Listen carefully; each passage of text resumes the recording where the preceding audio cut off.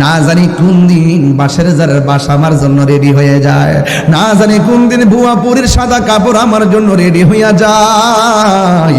এই মুহূর্তে আমি যদি টান দিয়ে স্ট্রোক করে মারা যাই, আমাদের এমপি ভাই বলবে বা তাড়াতাড়ি যাইয়া লাশবাহী গাড়িটা লইয়া তাহির হিসাবে বাড়িতে পাঠাইতে হবে। এই কথা আর তিনি বলবেন না, বলবে লাশটারে বাড়িতে পাঠাইতে হবে। আমার ফ্রিজবাহী গাড়িটা আমার বাড়িতে যাওয়ার পর সবাই বলবে লাশটা রাত্রে বেলা ঘরে ঢুকাইস না, ঘরের সামনে লাশটারে রাখ, আমার সামনে একটা চাটারির মধ্যে শোয়া দিব আমারে, নিতর দেহটা শক্ত হইয়া পইরা থাকব।